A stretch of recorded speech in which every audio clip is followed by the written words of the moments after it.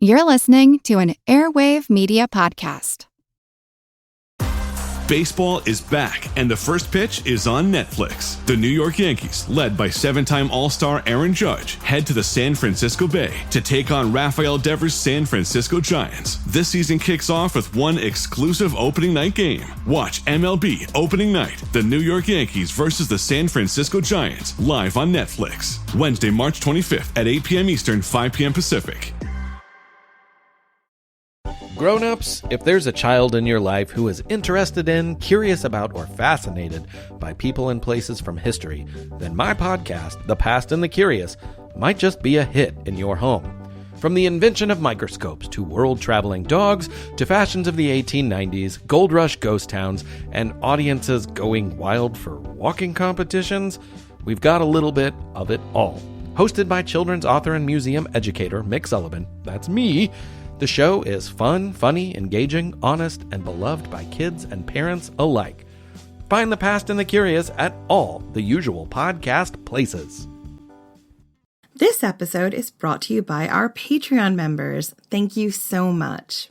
And if you're not a member, consider joining. Members get extra episodes just for Patreon subscribers, and all our episodes ad-free. Membership starts at just $2 a month. Go to patreon.com/ancienthistoryfangirl for more info. And as always, thanks for listening. Yo, Saturnalia! Yo, Saturnalia!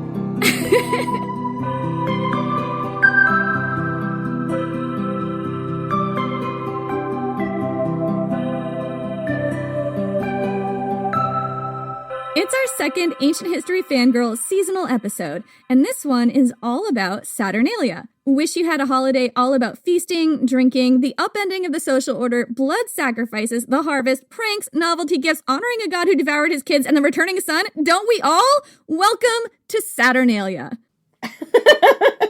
Of course we all do. Why don't we have this holiday? Right. Why, Slenderman? Why? Is there no Saturnalia in my life? Well, there is now. Yeah. We're feeling particularly festive this week, possibly because we've been celebrating Saturnalia since the 16th, possibly because we've had a little bit too much spiked eggnog, or maybe because Jen only has one more day of her day job left for the rest of 2016. Woohoo! See you in 2019, day job! The winter holidays are coming, or they've just passed, and we wish you a very happy one, whichever one you celebrate. Christmas, Hanukkah, Ramadan, Solstice, Kwanzaa, New Year, Festivus. But for now, we want to talk about one of our favorite Roman holidays, maybe our favorite Roman holiday, Saturnalia. Most people think of Saturnalia as the Roman version of Christmas. And while that's kind of true, Saturnalia was so much more. Saturnalia helped influence aspects of the traditions we associate with Christmas and New Year's, traditions that are still carried out to this day. But it's reductive to say that Saturnalia was Roman Christmas. So, what was Saturnalia and why did the Romans celebrate it? To understand the holiday, we have to go back into the depths of Roman mythology and look at the story of Saturn. Wait. Is this going to be a mythology episode? This is a history podcast. But I love mythology. Well, you're in luck because we do get to talk about the god Saturn and his wives who are, as far as I know, mythological. Yo, Saturnalia! Yo, Saturnalia!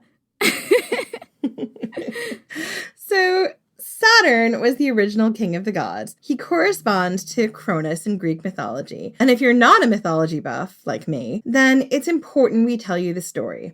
And it's a gory one, because who doesn't want to start the holiday season off with some baby eating? Sounds awesome to me. Ancient History Fangirl does not condone baby eating. Right, please do not eat your babies. Saturn originally started out as the god of the harvest and agriculture. He ruled during the Golden Age when there was plenty and nobody ever starved, until a prophecy came along and said that one day Saturn's son would overthrow him. And Saturn was not pleased with this news because Saturn remembered how he had come to power by castrating his own father and taking his place. Because his father, Uranus, was kind of a jerk, constantly getting his wife pregnant, then locking up their kids because they were hideous. Were they hideous? They were. His kids were the original Titans. They were the many-handers. They were Cyclopses. They were sort of like some of the original Greek mythology monsters. And this broke Gaia, who is his wife. It broke her heart. And he also imprisoned them deep in the earth. And because Gaia was both the goddess of the earth and also the earth, this was kind of equally painful, physically painful for her. Yeah, this sounds like a really dysfunctional family relationship. And also, you just have to love your kids as they come, you know? Maybe they have a few extra hands or not enough eyes or, you know, whatever. But it was awful and painful. And, you know, Uranus got what was coming to him.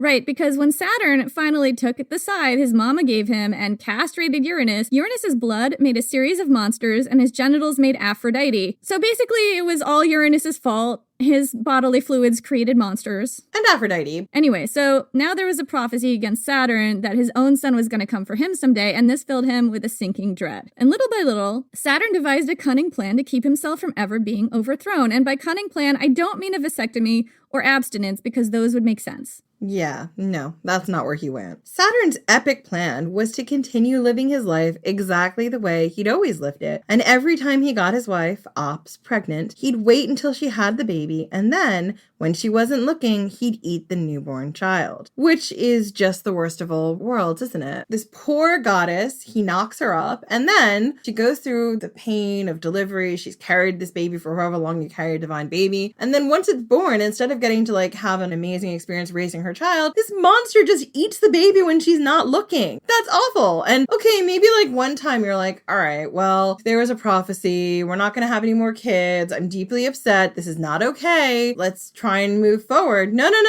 Like 20 minutes later, she's pregnant again. It's perpetually being pregnant and then having your children eaten. Like, this is what passes for birth control for the gods. You'd think that they were gods, they have divine power, they could think of a better method of birth control, but no. Like the pull-out method, there's still that.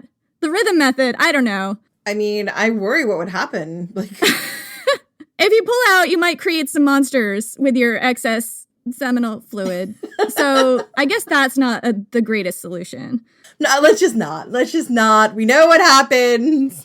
Ops, maybe it's time to cash this one in. I totally agree. And so did Ops. She loved her kids, and she was sick of getting continually pregnant and then watching her husband eat her babies. Understandable. So she hatched a plan to conceal her youngest child and to trick her husband into swallowing a rock wrapped in swaddling clothes. So I have questions about that. Why did she let him swallow 3 or 4 other babies before thinking of this? And how did she convince Saturn that a rock in swaddling was a baby? I'm confused. The reality is there are big plot holes in mythology, and some of it is lost because these were oral traditions that were passed down, and finally the versions we're reading have been changed. They've filtered through the years, and this plot hole just maybe had an answer at some point in time and maybe didn't. There's a really great Simpsons Treehouse of Horror episode, we'll put a link to it in the show notes, where Lucy Lawless is guest starring as Xena, and she's at a Comic-Con, and people are asking her questions, and they're like, in episode 323.5, in one scene you were wearing a red wig, and in the next scene you had blonde hair. What happened there with the continuity? And she just said, every time something like that happens, a wizard did it.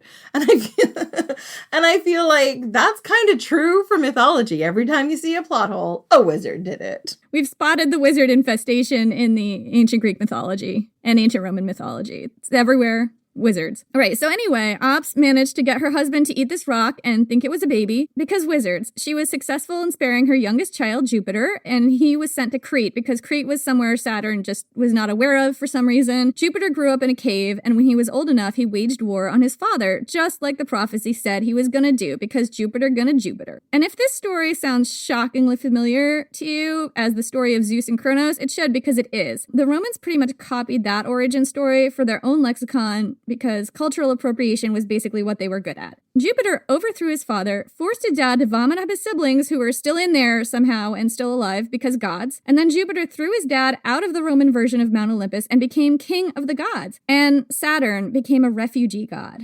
Saturn was left to wander the Mediterranean until he came across Latium, or the region where Rome was founded. And once he got there, he offered his services to the people, the future Romans, as the god of the harvest. And while he ruled, he brought about another golden age. So that's how a god who was famous for eating his children became a refugee, and in his old age, a god of plenty. But Saturn never really forgot his dual nature. He was a guy who could give plenty and who could deny a harvest. And also, he was someone who could eat his own children to retain his kingdom. He was a god who could bring a new golden age, and he was someone who was rejected by his own family. Saturn was just a mess of contradictions. In Roman mythology, Saturn is associated with two goddesses, Ops, the goddess of plenty, and Lua, the goddess of plague and destruction. Both goddesses do a good job of highlighting the fractured nature of Saturn. He was someone who could give so much to humanity, but he could also take it all away. This is probably why the statue of Saturn spent most of the year bound up in ropes in his own temple. The ropes were there to keep Saturn's dark nature in check. They were only removed during Saturnalia. You can still see the remains of Saturn's temple in Rome today. It's at the west end of the Forum, 8 huge columns. The remains of the porch of the temple are still intact today at the Clivus Capitolinus. This temple dates back to the earliest records of the Republic around the 6th century BC.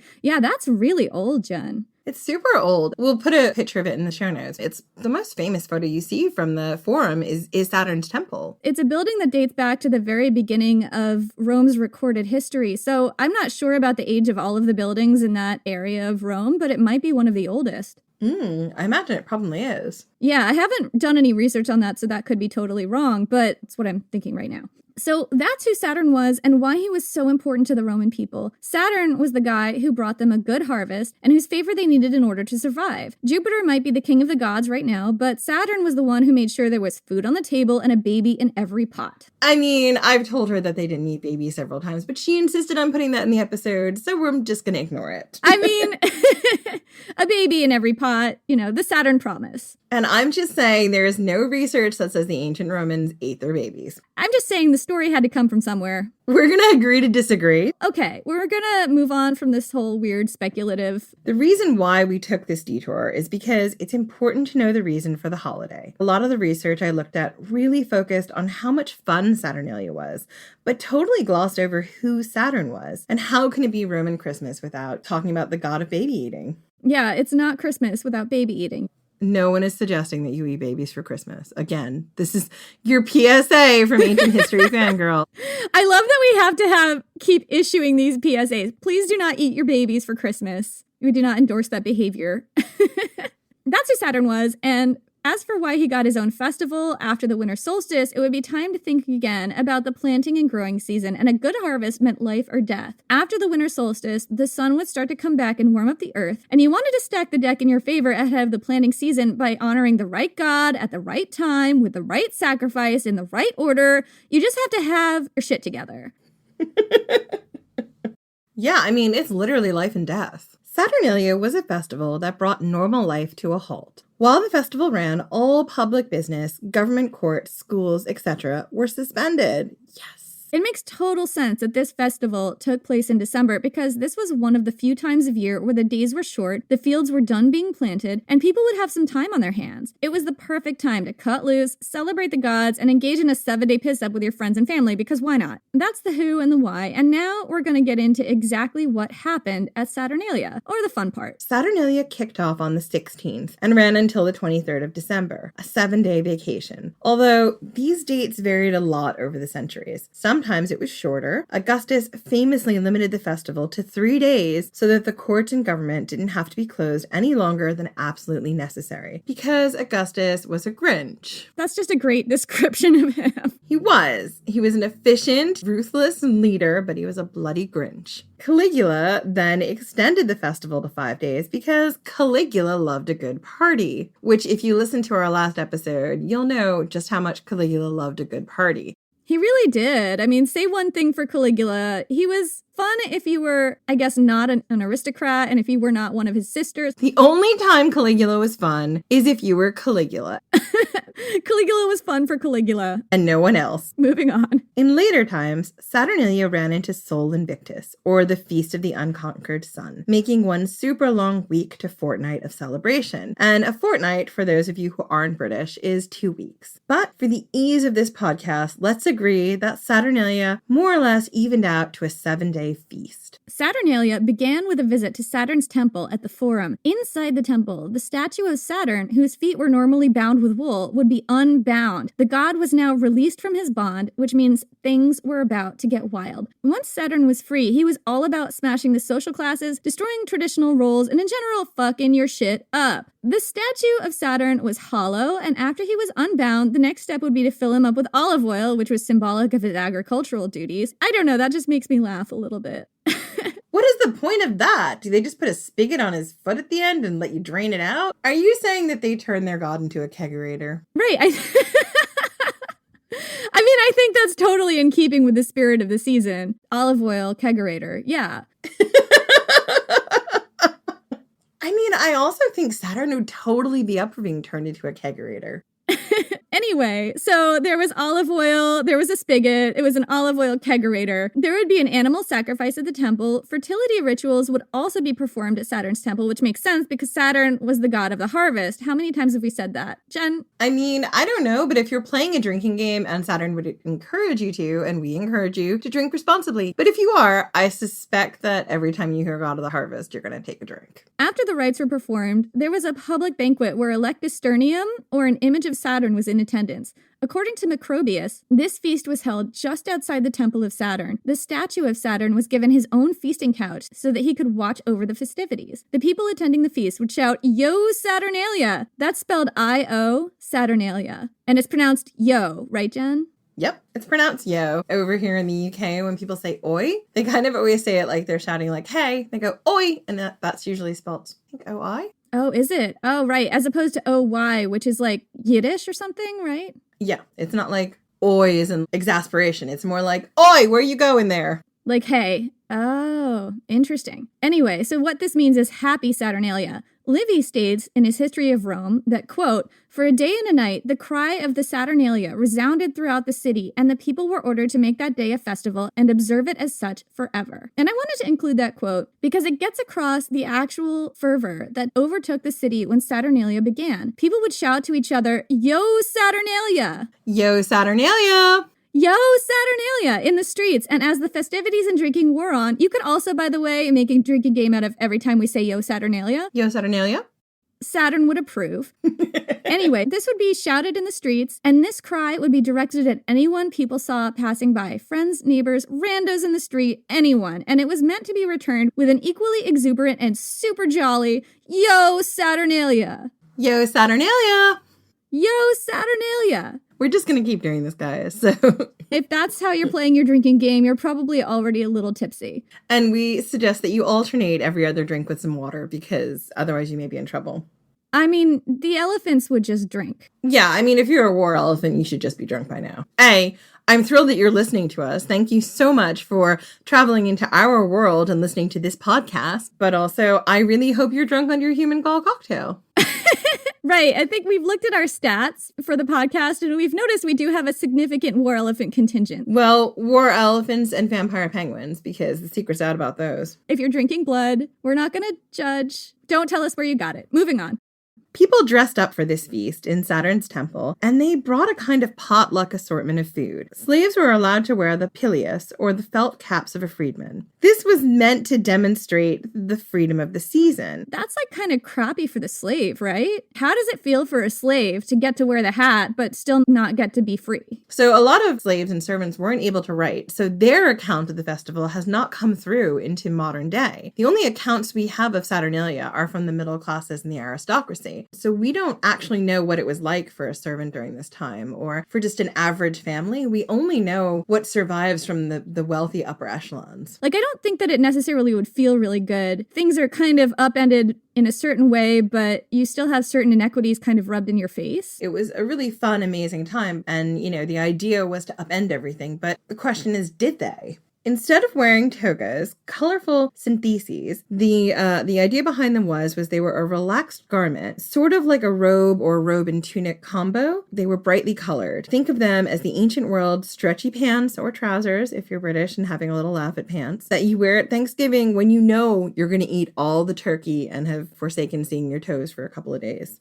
Yeah, you just don't want to have a tight belt on, I guess. It's your velour tracksuit. So these were worn to celebrate the abandonment of social norms. People would bring their own bread, white napkins and food, mostly finger foods, sweets, cakes, and cookies. These dishes would become traditions the way we have traditional foods at Thanksgiving and Christmas. And this would mark the beginning of 7 days of feasting and systematically overthrowing the rigid social structure of Rome. Yo, Saturnalia, indeed. Yo, Saturnalia. I know, you got to answer my call. I can't leave you hanging with the yo Saturnalia. You can't. That is like the rule number one of Saturnalia. Do not answer someone else's yo Saturnalia. Right. Saturn would disapprove. And so would Caracalla, but he disapproves of everything, so take that with a grain of salt.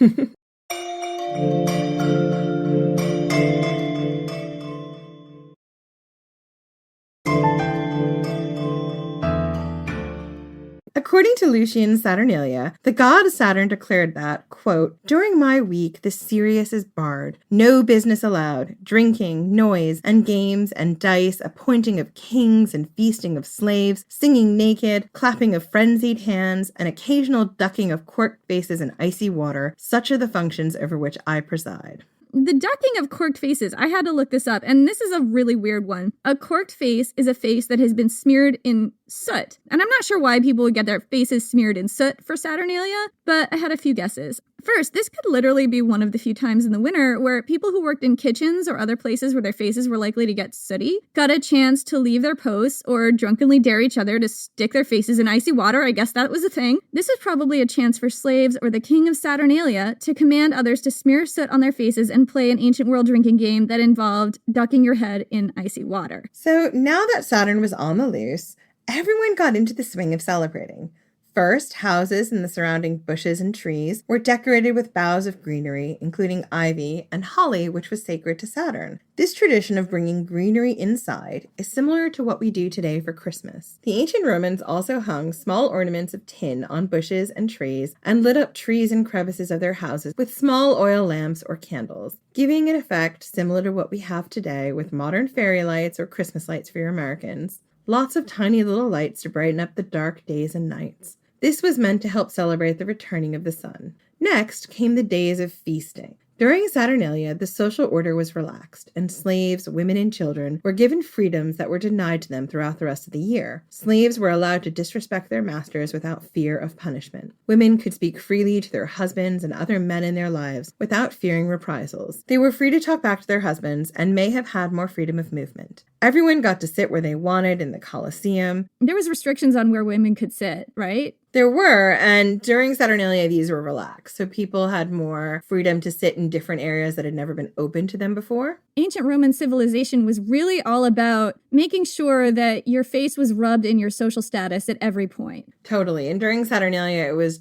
the opposite. It was like, well, the mob is going to have the mob's rule, and they're going to do what they want for 7 days. But I feel like with such a rigidly hierarchical society, maybe they needed that safety vent, you know? It kind of reminds me of The Purge a little bit, and it's the 7 days wherein anything goes. I mean, not murder. You couldn't murder people. So The Purge is a series of horror movies where for one night, any crime you want to commit, including murder, is legal. So it's complete anarchy and chaos in the streets. And it kind of takes some of its genesis from Saturnalia, which for 7 days, everything was relaxed and people did things that they normally could never do.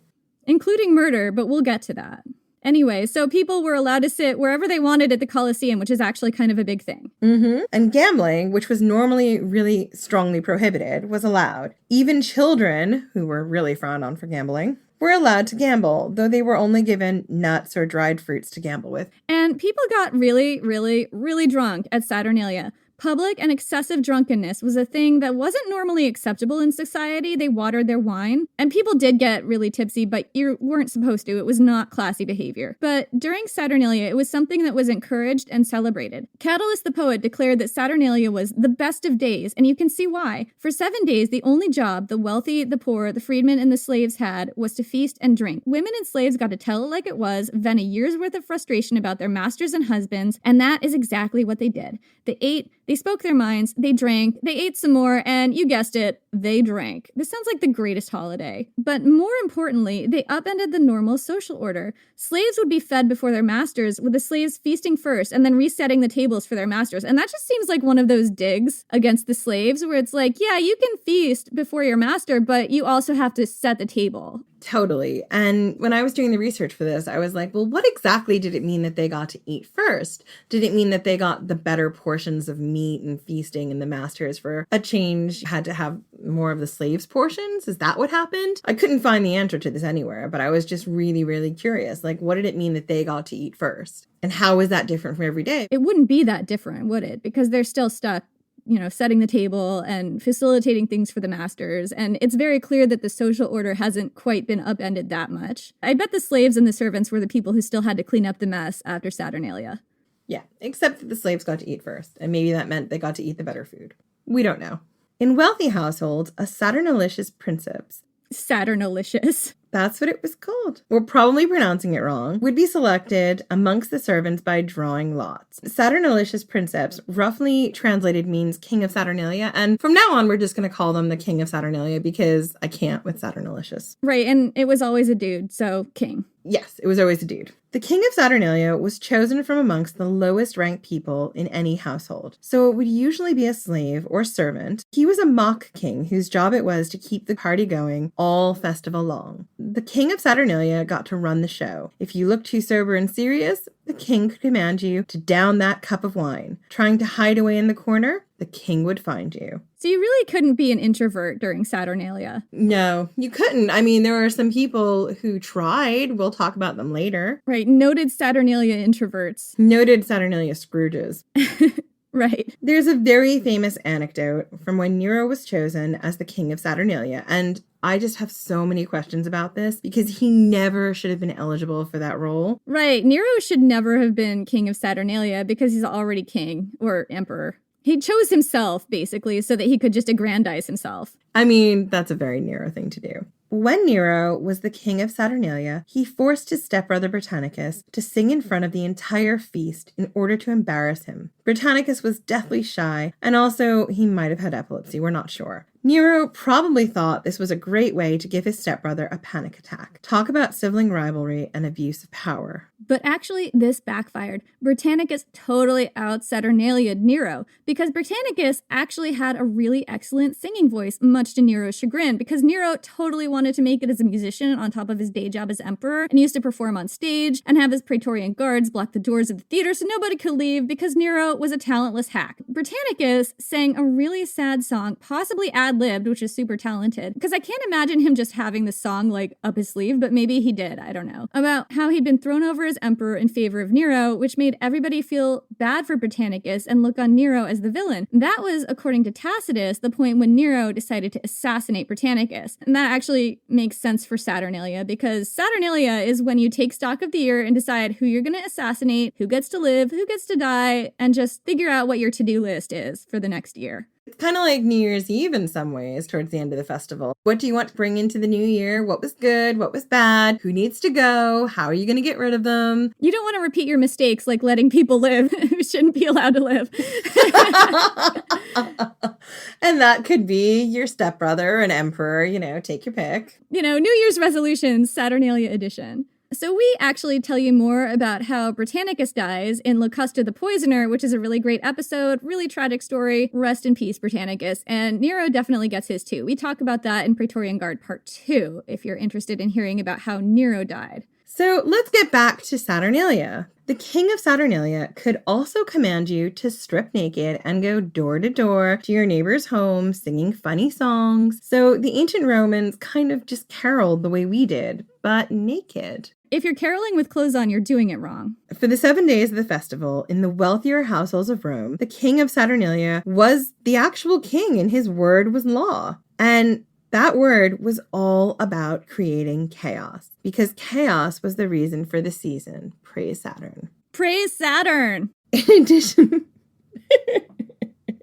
In addition to keeping the party going, the king of Saturnalia's duties included making the sacrifices to the Penates, or the household gods during the festival. And that job was normally given to the highest-ranking slave or servant. So the fact that a low-ranked slave would do this is kind of insulting. Why is that insulting? It was an honor given to the highest-ranking slave or servant in the house, usually a male slave or servant. And it might have been something that you worked your whole life to get. And for a week, someone else is given that job. I mean, it does make sense that somebody like a higher ranking slave who has just this very small territory of power could be really possessive over that. So yeah, people might have feelings about it. And I feel like that's just one more sliver of this experience, how it would be for slaves and servants and really low ranking people that we just don't hear about. So during the festivities, there were a variety of entertainments, including spectacles in the arena. These spectacles included incredibly popular gladiatorial games, which only occurred 10 to 12 times a year. Many of these games coincided with Saturnalia. On average, there would be 10 days of games throughout the month of December, all funded with the money from the treasury of Saturn, because Saturn had his own treasury. Of course he did. He also had his own internal reservoir of olive oil, so why not? Well, I mean, maybe he was selling the olive oil to get more money, but why did he need to do that? He could just eat people and take their money. That's a good point. Why is just like roaming the streets, eating people, distributing olive oil, and taking money for the treasury? But only for 7 days. From around the 3rd century AD, it's recorded that the gladiators who died during the Saturnalia holiday were offered up as sacrifices to the god. They weren't explicitly killed as human sacrifices, but they were used as sacrifices if they died. And there was a specific reason for that. One of Saturn's romantic partners, Lua, was the goddess of destruction and death. This romantic connection represented Saturn's dual nature, his wild side that came out to cause chaos during Saturnalia. The sacrifices of gladiators were meant to satiate Saturn's dark side. This practice harkens back to a possibly mythical time when the worship of Saturn demanded human sacrifices. There's even a myth about how Hercules, the guy totally known for his emotional intelligence and moral complexity. Yeah, he was totally all about emotional intelligence and moral complexity with a club. Hercules had a club that he whacked people with on the head. Not to beat that home. But anyway, the story goes that Hercules came upon this practice of human sacrifice and told the people of Italy to knock it off because he was a sensitive guy. Instead, they could offer effigies or just light some candles to symbolize the light of their souls being offered to Saturn. But the thing with this myth is it just smacks of someone trying to rewrite history or mythology without a real understanding of what the festival represented or who Hercules was. Saturn's time was wild and vibrant. It was life at its most raw and epic. And yes, there was feasting, there was drinking, and sometimes there was death. But Saturn didn't do anything in halves. This is the guy who ate his babies. I mean, we can't stress that enough. We're not going to stop talking about how Saturn ate his babies. We just keep needing to remind you. So the idea that he'd be happy with effigies or candles, it just seems a bit far-fetched. I'm sorry. Sorry, Hercules. You either take human sacrifice completely off the table entirely, or you just do the human sacrifice. What happens at Saturnalia stays at Saturnalia. Right, including human sacrifice, I guess. Maybe. So I did hunt down an intriguing mention of real human sacrifices during Saturnalia. I don't know how reliable it is. It comes from James Fraser's The Golden Bough, where he suggests that in some time periods, the king of Saturnalia was sacrificed to Saturn after his rule came to an end. He gets this from the story of the martyrdom of St. Dacius, who lived around the 3rd century AD in Durostrum, a Roman city on the Danube River in modern-day Bulgaria. According to this story, quote, by custom, 30 days before the celebration, they selected a handsome youth, dressed him in fine clothing, accorded him royal honors, and he would go forth in public made up like Saturn. For 30 days he would indulge in wicked deeds and immoral pleasures. On the day of the feast, he was brought before the idols and put to the sword as a sacrifice to Saturn. This is a little bit suspect because saints' hagiographies or stories of saints' lives aren't really known for being really historically accurate. However, this story does line up with other sacrificial king practices that happened throughout the ancient world.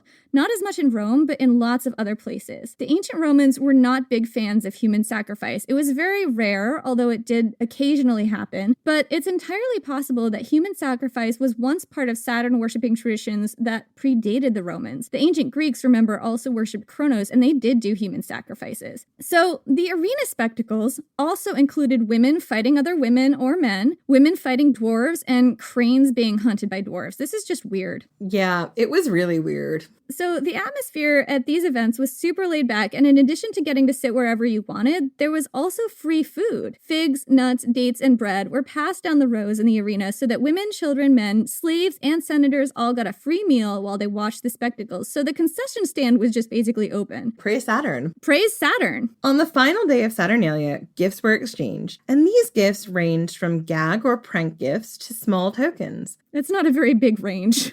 Yeah, it was a lot about the gag gift, really. I didn't see anyone giving extravagant iPads or MacBooks or bikes for Christmas. Sorry. No ponies. I didn't see any ponies or beautiful necklaces, if you're listening. You all know by now I love shiny things.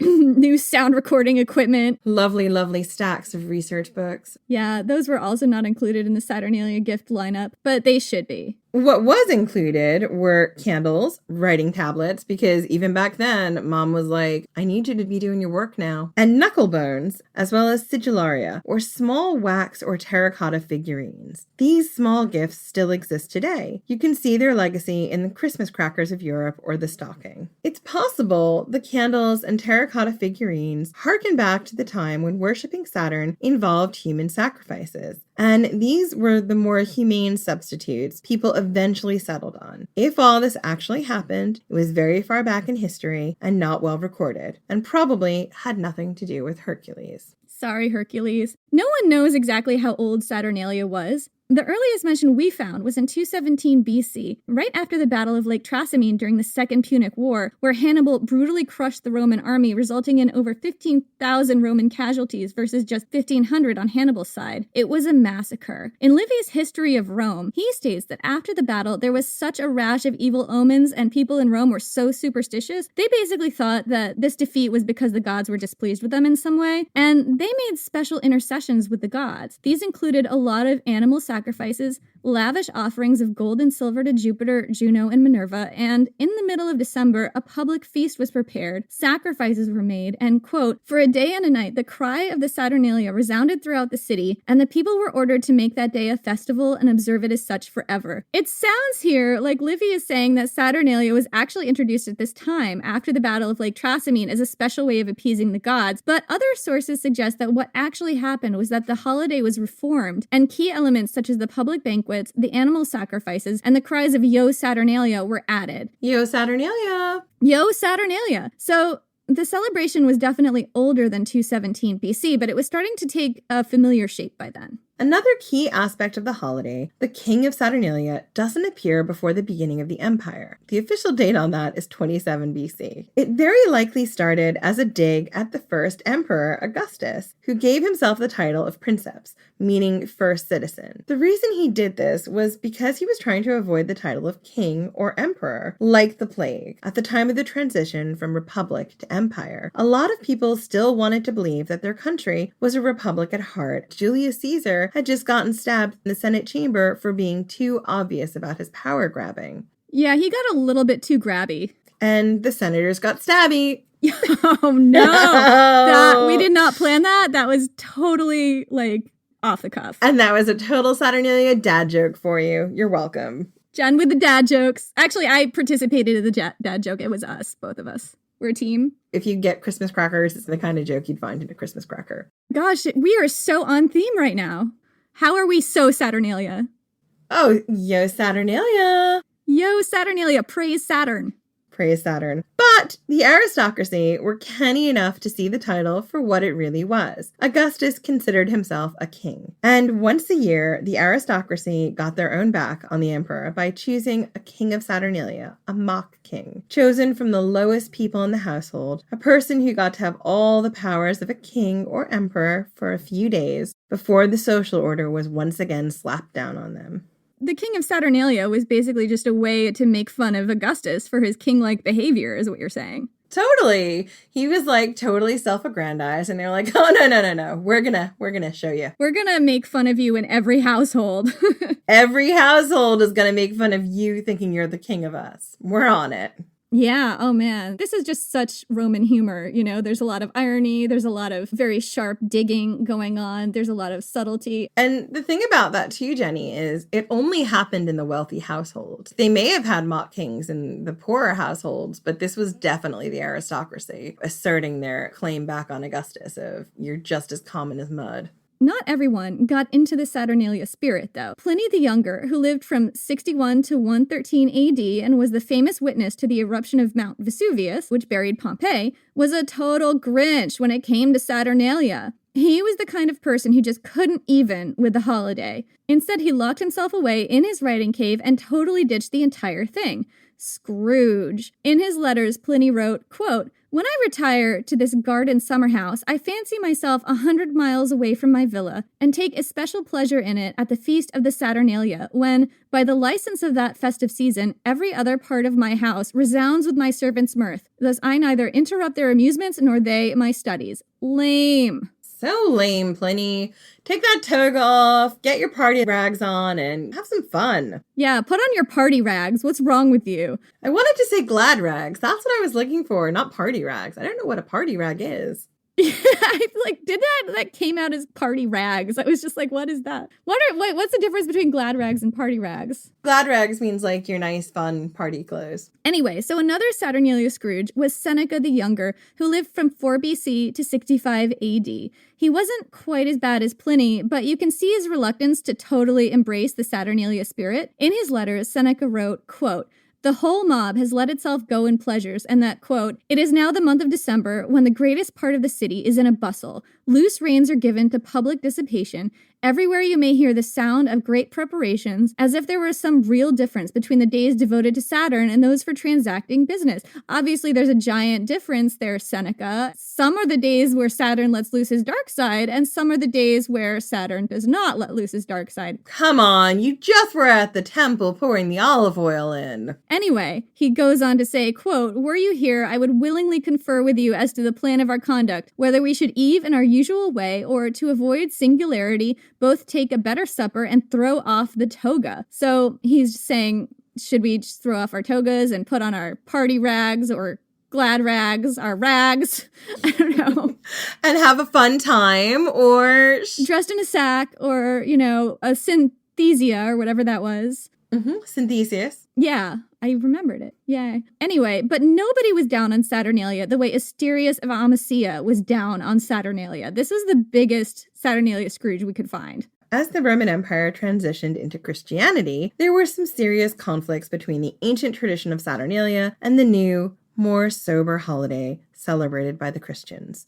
By 400 AD, Asterius of Amasea, a bishop living in Pontus, where you shouldn't eat the ducks because they're all poisonous. The ducks in Pontus are poisonous, don't eat the ducks. Ancient history fangirl rule to live by. Exactly. And Pontus was now part of the Eastern Roman Empire. Asterius preached a sermon against Saturnalia that gives us a window into the holiday's dark side. As in, the dark side of its dark side. Because Saturnalia was all dark, wasn't it? Well, I think so, because it was the holiday where Saturn let loose his dark side, so it was already like a dark side. So this is the dark side of the dark side. I guess, but it was also a holiday about the returning sun and the light. So it's kind of like by the end of the holiday, the light should be coming back. Yeah, that does make sense. It's complicated. It's not all dark side. No, it was quite nice to have like feasting and relaxing of, social traditions. So I don't know if it was all dark. I guess it depends on what you consider the dark side. True. By now, in this region of the world, actual Saturnalia had been appropriated into a Christian New Year's feast day. But some of the ancient customs still persisted, including the figure of the king of Saturnalia, who encouraged everyone to chaos and drunken revelry, and a general sense of upending of the social order, because that's his job. Don't judge. If you are the king of Saturnalia, that's what you're supposed to do. Here's what it was like in Amasea during the New Year around the 400s AD, according to Asterius. Quote, "This is misnamed a feast, being full of annoyance, since going out of doors is burdensome, and staying within doors is not undisturbed. For the common vagrants and the jugglers of the stage, dividing themselves into squads and hordes, hang about every house. The gates of public officials they besiege with especial persistence, actually shouting and clapping their hands, until he that is beleaguered within, exhausted, throws out to them whatever money he has, and even what is not his own. And these mendicants, going from door to door, follow one after another, and, until late in the evening, there is no relief from this nuisance, for crowd succeeds crowd, and shout, and loss, loss." But wait, there's more. Quote, "And if a man become prosperous by honest industry, incredible as that may seem, he is dogged, he is flogged. And if there be in the house any little thing for the support of his wife and wretched children, this he lets go, and sits him down hungry with his whole family on this glorious feast day. A new law this, of evil custom, that annoyance be celebrated as a feast, and a man's want be called a festival." And wait, he's not done. Quote, "But as to the sturdy and honest farmers, what things this feast day brings to them! It renders the city a place to be shunned rather than visited, and they fly from it more timidly than hares from nets. Such as are found within it are flogged, treated with," I'm sensing a theme here, and the theme is being flogged, "treated With drunken violence, what they have in their hands is snatched from them. They are warred upon in time of peace, are jeered at and mocked with words and deeds. I mean, it kind of sounds like SantaCon. Yeah, and SantaCon, for people who may not have ever experienced it, I've experienced it in London, and I know Jenny's experienced it in New York, is an unofficial day and it happens on the same day around the world. People just dress up like Santa, and they are pretty much living the Saturnalia dream. They are rowdy. They are in their best Saturnalia clothes, which happens to be a Santa suit. I mean, those suits are very colorful. They've got the good elastic waistbands, so you don't have to worry if you drink or eat too much. Sometimes they put the beards on, sometimes they don't. It's insane. I've been thrown up on by a Santa. If you go on the SantaCon website, they don't encourage their members to get completely trashed, but I have experienced this. I remember when I first moved to New York, walking down the street, I don't know, 1 o'clock or something on a random day, and somebody came out of a bar in front of me dressed full on in a Santa suit with a beard and everything. And I did not know about SantaCon. And this person just was staggering drunk at in the middle of the afternoon. I thought they were going to fall into the street, and they bent over right next to me and just vomited copiously onto the sidewalk and then kept going. And I was just like, what the heck just happened? What was that? Do we feel bad for the people of the town, or do we think that Asterius is a giant bummer? It's really tough. I mean, we're kind of moving into the bit where Christianity is taking the ascendancy, and there is definitely a feeling of demonizing these older traditions that existed. And yeah, I totally get where he's coming from, that people could be quite rowdy and ruckus and stuff like that. But I wonder... It might get violent. It might get violent, and Saturnalia could get violent. That's what could happen, but so can SantaCon, you know? Right. Is there some exaggeration and some demonizing? I think what's interesting is this idea of giving gifts to assuage the crowds, because we know that existed in Saturnalia, and it was the time when the government actually was a bit more giving to its people, especially the people who might need it a little bit more. They weren't actually just asking for gifts from rich people. They were asking for gifts from anybody, which could be poor people too, which he talks about. Yeah, and it could be. And that does eventually lead into the very Christian tradition of going wassailing, which is where you and a bunch of drunken mates carol from door to door and refuse to leave people alone until they put some booze into the bowl. But Asterius, and again, I just want to remind you, he was a bishop, reserves his particular scorn for the city guards and other members of the military, whose behavior during this time was particularly Saturnalia-like. Quote, their military discipline is relaxed and slackened. They make sport of the laws and the government, of which they have been appointed guardians. For they ridicule and insult the august government. They mount a chariot as though upon a stage. They appoint pretended lictors and publicly act like buffoons. This is the nobler part of their ribaldry. But there are other doings. How can one mention them? Does not the champion, the lion-hearted man, the man who, when armed, is the admiration of his friends and the terror of his foes, loose his tunic to his ankles, twine a girdle about his breast, and use a woman's sandal, put a roll of hair on his head in feminine fashion, and ply the distaff full of wool, and with that right hand which once bore the trophy, draw out the thread, and changing the tone of his voice, utter his words in a sharper feminine treble. What's that smell? Something burning?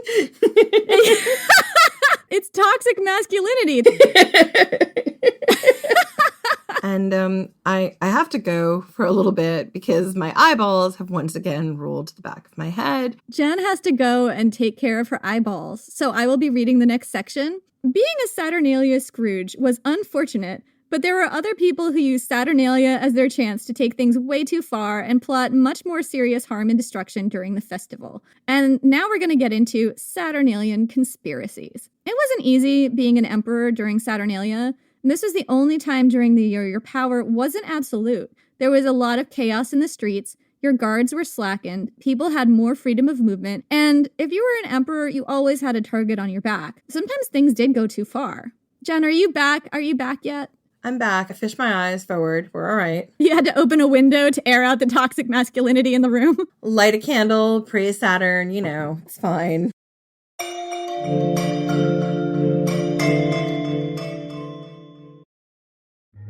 Instagram teen accounts have automatic protections for what teens see and who can contact them, plus time management tools. And Instagram will continue adding built-in safety features to help create age-appropriate experiences. Learn more about teen accounts and Instagram's ongoing work to protect teens online at instagram.com/teen accounts.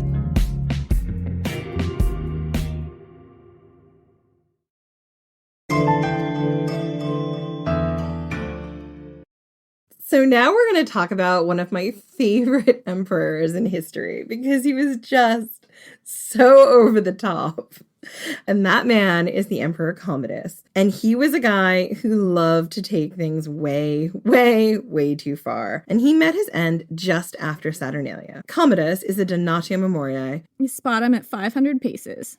Absolutely. That is the aim of this podcast, guys. And he was assassinated on the 31st of December. The plot to kill him had been crafted over Saturnalia, when the people around him had more freedom to come and go as they pleased. The first attempt at assassinating Commodus had taken place a few days earlier, when his mistress, Marcia, had poisoned his food. But Commodus had vomited up the poison. So a group of conspirators got together and decided on a final course of action. Commodus was strangled to death in his bath by his wrestling partner. Commodus loved to take part in gladiatorial bouts, and he had a personal trainer and wrestling partner named Narcissus, who had a lot of unfettered access to the emperor. So it makes total sense that he would be the one to strangle Commodus in his bathtub, because he would have been able to get close to Commodus and actually carry out this plot because he was trusted. Is this another emperor who died in the bath? Yeah, he died in his tub. He was having a soak and he got strangled. The end. I mean, it wouldn't really be in the tub. Like, they had, really elaborate baths. So it would be more like a public swimming pool where the water was either really hot or tepid or cold. Except if it was the emperor's private bath, it wouldn't be public. So,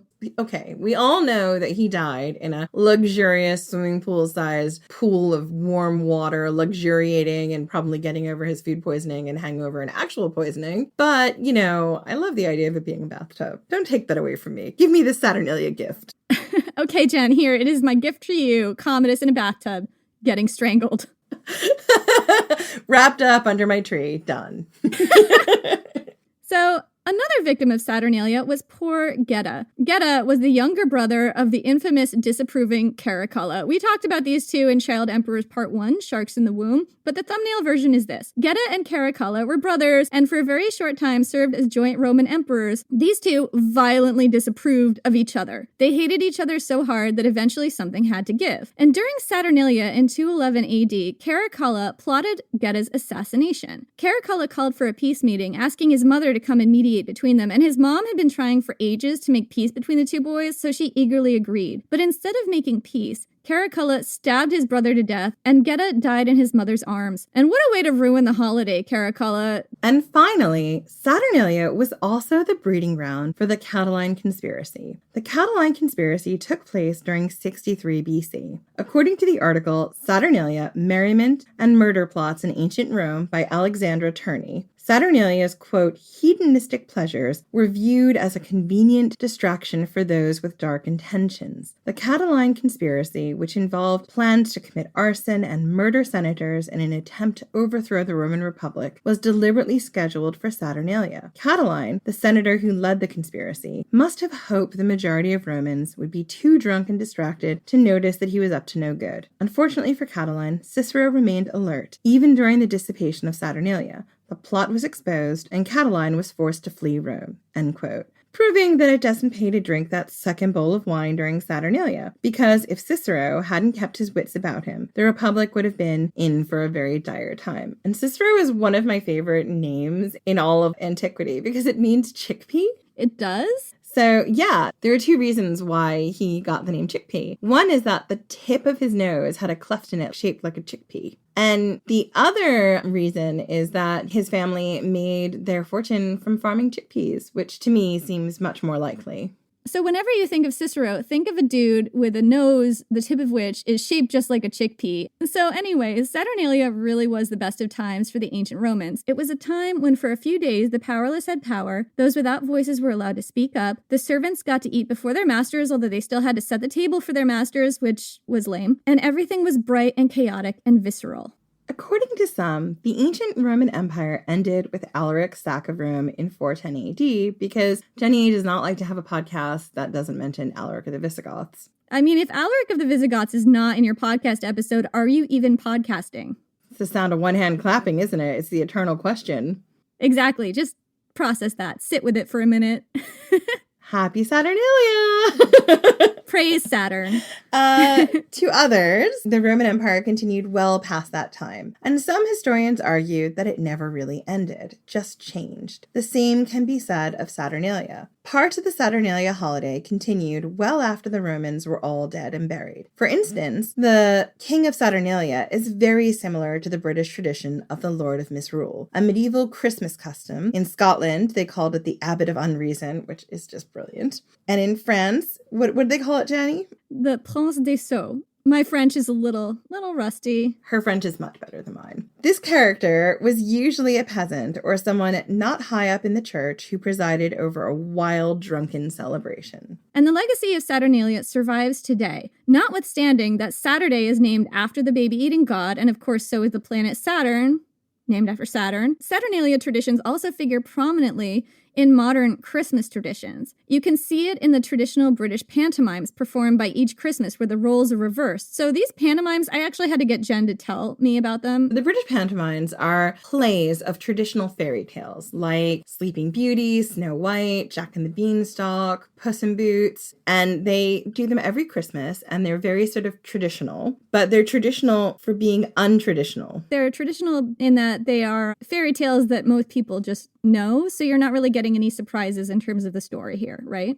You're not getting any surprises in terms of the story, but what you're getting surprises in is the casting. So the principal male role, like Prince Charming or Jack from Jack and the Beanstalk, are always played by a girl. And the role of the dame is always played by a man. What's the role of the dame? There's just an older woman character in most of the plays because they follow a very similar pattern. So you can go to any different pantomime and they will have similar elements. So you'll always have like different gender casting on roles that would traditionally be female or male. They're really good fun. They're ruckus. They're funny. They're good for the whole family, but they're also sort of ribald and silly. And yeah, they're a big part of the Christmas tradition that's clearly come down from Saturnalia. Saturnalia is also there in the holiday tradition of gift giving, which actually many cultures include in their celebrations. The Saturnalia gifts were often gag gifts. And I had a tradition of getting gag gifts in my stocking when I was a kid. We celebrate Christmas too. We get like funny underwear and funny figurines that my mom found. Usually it was my mom who was buying a lot of the Christmas stocking stuff. And you can also see the legacy of Saturnalia in the Christmas crackers that you get in British stores over Christmas. In the Christmas crackers, you get funny gag gifts and paper hats that you wear. You do. You get usually a very corny joke. You get a little paper crown hat that you put on and wear throughout the whole meal. And you get some kind of little toy. Sometimes it's a set of jacks or a paper clip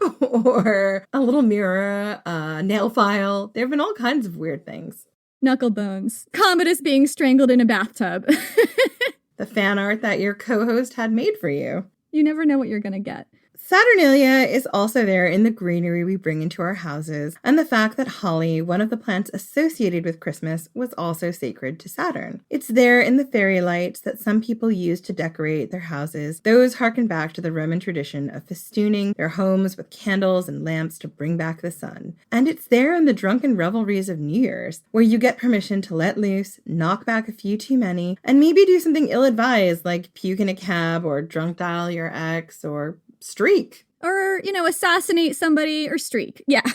We don't approve of assassination. Jen does not approve of assassination. I'm a little bit more agnostic. I guess it depends on who we are assassinating. We're not going to name any names, Jenny. We wouldn't, because then our evil plan would be out there in the open. Anyway, we mostly mention Christmas-related traditions just now because we both come from Christmas celebrating traditions ourselves, and because a lot of the Saturnalia traditions got carried over into Christian traditions when Christianity became more prevalent. But if you come from a non-Christian tradition and you spot some similarities with Saturnalia in your tradition, tell us about it because we think that's super interesting. And we love learning new stuff, so yeah, give us a shout. Saturnalia lives on today with its wild upheaval of traditional society, and for those of us who celebrate Christmas, it stayed with us in the liminal days between Christmas and New Year. As the year winds down and we look back on everything we've accomplished, everything we've gained and lost, and everything yet to come, that feeling of unsettled promise of something exciting lurking beyond the ordinary, waiting. That is the legacy of Saturnalia, because for 7 days, anyone could be king and everyone had a voice. We will see you next year, wishing you a lovely Saturnalia and a happy new year. Before you go, we just wanted to take a moment to thank you for your support over the past 9 months. Thank you for all of the comments, tweets, Instagram and Facebook comments, for tagging us in so many cool historical articles and memes and posts, and bringing us into the conversation. Thank you for helping us build this community and for listening to us totally nerd out and fangirl over ancient history and mythology every other week. We love doing this, and we love that you want to be a part of it. And we love that you're bringing us into your worlds as well. Thank you. And we'd like to give a shout out to our Patreon subscribers, Angela Marshall, Janaea Spears. And we apologize if we've mispronounced your name on that, but thank you so much for contributing. And Captain Tom Williamson. Yeah, I called him Captain Tom again. That's my dad. Thank you, Dad. Thank you so much. And your generosity and your support helps keep this podcast going. We couldn't do this without you. And if you're not following us on Patreon, make sure you do, as we'll be uploading some polls for patrons and announcing our first movie night, which is going to be really exciting. Our movie nights are going to be, we haven't done one yet, but it's going to be where we basically just all get together over Google Hangouts or Facebook Live or Instagram Live. We're still looking into which one will work best for everyone. You guys will vote on the movie we watch, and we can all turn up at the same time with our own popcorn and watch a movie and give each other some dubious commentary. Yeah, definitely some dubious, uninformed commentary will be coming from me and Jen, and possibly from you, whatever. It'll be amazing. And if you like what we do and want to keep the conversation going, follow Ancient History Fangirl on Facebook, Instagram, or Twitter. And if you're not one for social media, then please leave a review or tell your friends about the podcast. Word of mouth happens both on and offline, and we appreciate it. We massively do. Thank you so much. Thank you, and see you in 2019. Yo, Saturnalia! Yo, Saturnalia! That was my most ridiculous one yet. Praise Saturn.